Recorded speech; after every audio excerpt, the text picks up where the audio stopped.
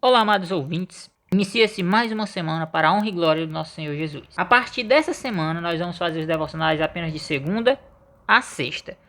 Por alguns motivos, seja ele tempo para nos consagrarmos mais ao Senhor, planejarmos projetos futuros aqui para o temor. Peço que vocês estejam orando pelo nosso projeto, que Deus continue nos abençoando e que a gente possa conciliar a nossa vida profissional, a nossa vida acadêmica, com a nossa vida devocional aqui do Temor e Tremor e com a nossa vida de igreja também, que nós temos nossas atribuições também. Nós vamos orar e logo depois nós vamos ler o versículo 9 de Mateus 5 para dar continuidade às bem-aventuranças. Nós vamos orar. Pai, eu oro por aqueles que me deste e em mim creram, que em teu nome sejam protegidos e que sejam unidos como nós. Santíssimo Deus, te agradeço, Pai, pelas tuas misericórdias e peço perdão pelos meus pecados, pelas minhas falhas, meu Deus, por todas as vezes que eu peco contra a tua santa presença. Peço que tu fique comigo, Pai, neste momento. Nesses 15, 16 minutos, Pai, que estarei falando aqui aos ouvintes, falando a tua palavra. Tem me capacitado diariamente, Pai, a estudá-la, que tu tem me capacitado diariamente a orar e te buscar e assim se revelar a mim, e que eu possa levar a quem nos escuta aquilo que tu vem falando ao meu coração. Então fica conosco, é assim que eu te oro e te agradeço. Amém. Pai, te peço, santifique-os na verdade da palavra. Eles não pertencem a este mundo, mas que nele fiquem sem o mal. Como eu já falei e como vocês devem ter notado, nós estamos aqui com o Sermão do Monte, não é? Nós vamos falar durante esse mês sobre o Sermão do Monte. E hoje nós vamos nos deter no versículo 9 do capítulo 5 de Mateus. Diz assim: Bem-aventurados os pacificadores, porque serão chamados filhos de Deus. Antes da gente iniciar, é importante que a gente diga, já foi falado aqui em alguns outros devocionais, mas que a gente diga que ao proferir aqui o Sermão do Monte, as bem-aventuranças, Jesus ele não está nos dando uma fórmula para que a gente seja aceito em seu reino. Definitivamente as palavras dele aqui não são uma receita de bolo, que se a gente seguir ela tal qual, nós obteremos um passaporte para esse reino de Cristo, né? Não é. Porque se fosse isso, o nosso fracasso ele seria certo, ele seria inevitável. Visto que nós, homens, somos moralmente corruptos, visto que nosso coração só deseja o mal. Então seria impossível nós seguirmos esses conselhos. Então aqui Cristo ele está nos mostrando as características de um povo que já nasceu de novo. De um povo que já pertence ao reino dele. Ele está apenas mostrando isso para a gente. Então somente um indivíduo que já é nascido de novo, que já é uma criatura espiritual, pode viver e apresentar essas características. Jesus diz: Bem-aventurados os pacificadores, pois serão chamados filhos de Deus. Como nós bem sabemos, Jesus veio ao mundo para nos libertar da escravidão da nossa própria vontade, do cativeiro do pecado, veio para nos salvar de forma efetiva da condenação eterna da qual nós estávamos destinados. Contudo, as pessoas, os judeus daquela época, os judeus incrédulos, né? Eles não entendiam isso. Ao ouvirem essa declaração de Jesus, que bem-aventurados os pacificadores, eles devem ter se decepcionado e até se escandalizado um pouco. E isso porque eles não esperavam um libertador espiritual. Eles esperavam um libertador físico que viesse e libertasse eles do cativeiro romano, do cativeiro dos homens. Eles esperavam muito mais um líder militar do que um libertador espiritual. Então a visão que eles tinham do que seria o Messias era de alguém que viesse com força e ímpeto militar, força física, e os libertassem do jugo de seus opressores, para que assim eles se tornassem uma nação dominante. Então eles tinham uma visão errada do que era o Messias. Então, ao dizer que os pacificadores seriam chamados de filhos de Deus, era como se Jesus estivesse dizendo: meu reino não é desse mundo, por isso bem-aventurados os pacificadores. Não será por combate físico que o meu reino será alcançado, que vocês conquistarão o meu reino, que vocês serão libertos. Não será por meio de batalhas que vocês vão alcançar a verdadeira paz. Partindo desse pressuposto, não há palavra mais oportuna e mais atual para falarmos hoje aqui, dado o nosso momento em que vivemos. Então essa bem-aventurança, ela se encaixa perfeitamente no que nós vivemos hoje. Tem muito a nos ensinar. Note que em meio a tantos conflitos, uma violência desenfreada, em meio a tanta desumanidade, em meio a tanto desamor, Jesus ele está nos dizendo, ele está falando aqui para nós, bem-aventurados os pacificadores. E sabe por quê? Porque o mundo já passou por violência demais. 2 guerras mundiais somente no século passado, no século XX. Nos dias atuais nós vivemos constantes ameaças de novas guerras, nós vemos filhos matando pais, enfim, é uma desordem total, é uma falta de humanidade, de sensibilidade que tomou conta da humanidade. Por isso que nós temos que ser pacificadores. Tudo isso, todos esses rumores de guerra, esses conflitos, essas revoltas, foi causado pelo egoísmo do homem. Por trás de cada atitude violenta, por trás de cada guerra, morte, está escondida a cobiça, o egocentrismo do ser humano. O ego do homem faz com que ele tome essas atitudes. Para que ele consiga o que deseja, ele é capaz das maiores barbaridades. Ele faz tudo o que estiver ao seu alcance, não importa se é certo ou errado, para provar um ponto de vista, para provar que está certo, ele comete atos atrozes. E essas atitudes dos homens é causada pelo pecado que abunda no ser humano. O pecado é a causa de todos os problemas da humanidade.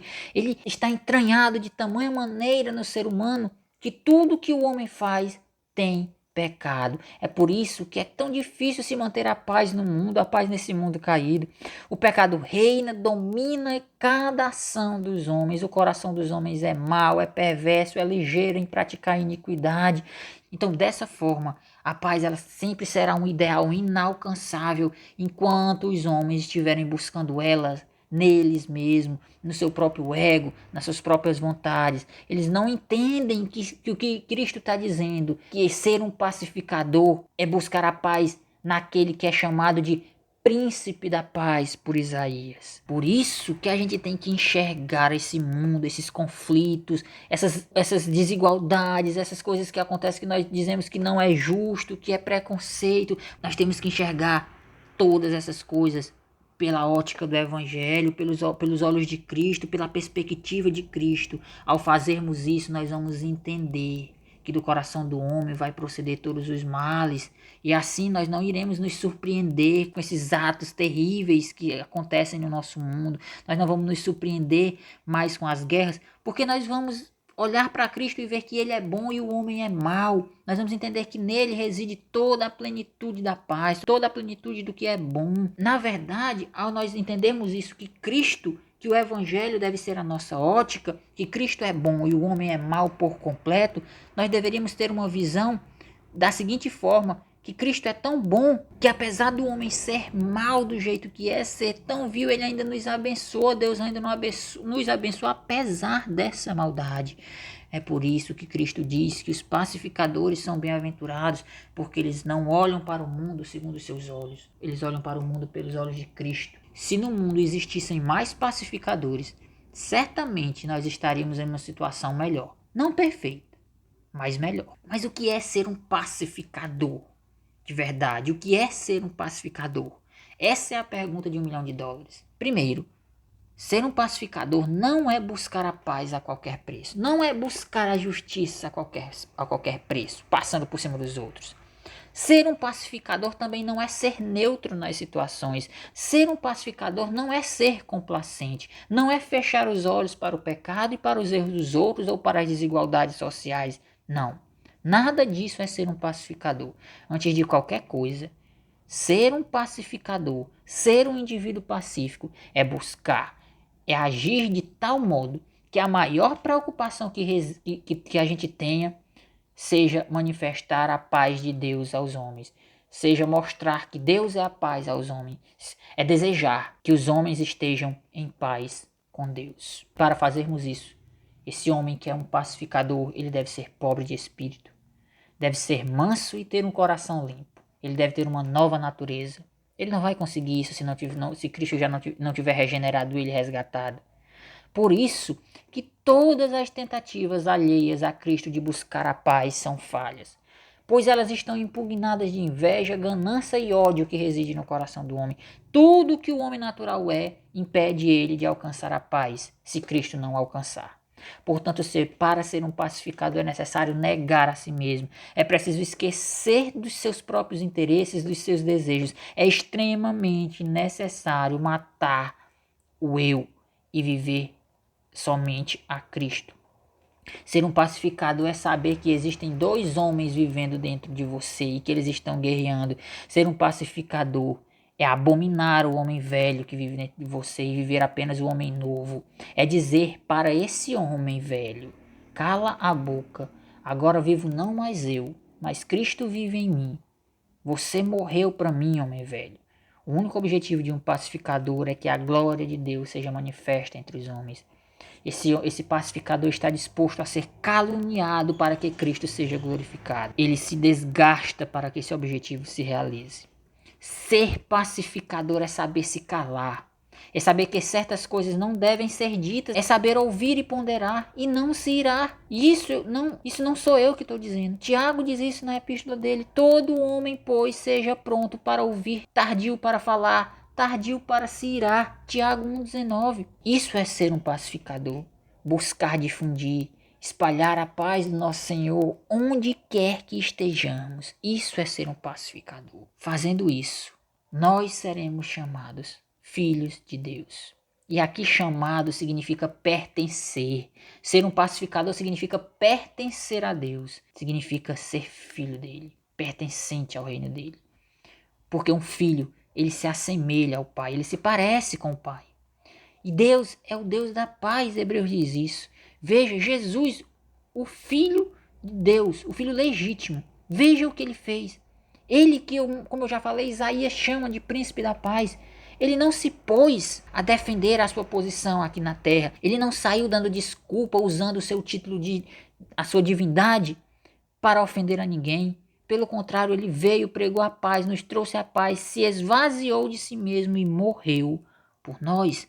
Ser um pacificador é ser um imitador de Cristo. E é para esse aspecto de ser um imitador de Cristo que todas as bem-aventuranças apontam. Porque se Cristo é humilde, você tem que ser. Se Cristo chorou pelos seus, por aqueles que ele amava, você deve fazer isso também. Porque Cristo tinha fome e sede de justiça. Não a justiça dos homens, mas a justiça de Deus. Você também deve ter. Cristo é misericordioso. Você também deve ser. Cristo é limpo de coração. Você também deve ser. Ele é o pacificador. Você também deve ser. Imite a Cristo. Ele veio a esse mundo, foi para a cruz e morreu por aqueles que hoje estão aí o desonrando, longe da palavra. São eleitos, mas ainda estão o desonrando. Ele morreu para trazer a paz que o mundo não podia nos dar. Morreu para nos trazer vida. Ele não fez isso pensando nele mesmo. Tudo foi para a glória dele. Ele morreu pelos pecados daquele que o Pai tinha lhe dado. Pagou uma dívida que era nossa. Recebeu o castigo que nos trouxe a paz. Não paz com os homens, mas paz com Deus, pois nós éramos inimigos de Deus. Ele foi o pacificador perpétuo. Agora nada pode nos tirar a paz que ele nos deu. Então eu te digo, tende em vós o mesmo sentimento que houve também em Cristo Jesus. Filipenses 2,5. Amém. Seja um pacificador. Vamos orar. Pai eterno, Pai santo, eu quero nesse momento me entregar diante de ti. Te pedir perdão pelas minhas falhas, te pedir perdão pelo meu orgulho, te pedir perdão, Pai, por às vezes eu me irar, te pedir perdão, meu Deus, por eu não ser um pacificador em todos os momentos da minha vida. Me ajuda, Pai, a ser um pacificador. Tira de mim aquilo que não te agrada, tira de mim, Pai, tudo aquilo que me leva a ser altivo. Coloca em mim, Pai, o mesmo sentimento que teu filho tem. Que eu possa ser um imitador dele, ser um pacificador, ser humilde, ser pobre de espírito, ser misericordioso, ter sede e fome da tua justiça, Pai. Que eu possa, meu Deus, diariamente buscar a tua face. Que tu possa alcançar aqueles que nos ouvem, que não se renderam diante de ti.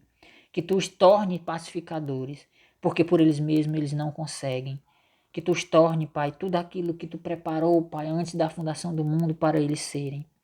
Nos ajuda, Pai, a sermos como teu filho, a sermos imitadores dele. Que nós possamos aqui na terra espelhar o caráter do teu filho. Abençoa esse projeto, abençoa todos que nos escutam e nos ajuda, Pai, a sermos mais piedosos e te buscarmos diariamente, Pai, porque nós somos falhos, sem ti somos nada, somos pó. É assim que eu te oro e te agradeço. Amém. Agradeço, peço que você compartilhe esse devocional. Peço que você esteja nos ajudar a disseminar o Evangelho. Então, nos vemos amanhã com a irmã Maia. Amém. Que são tão amados como tu me amas.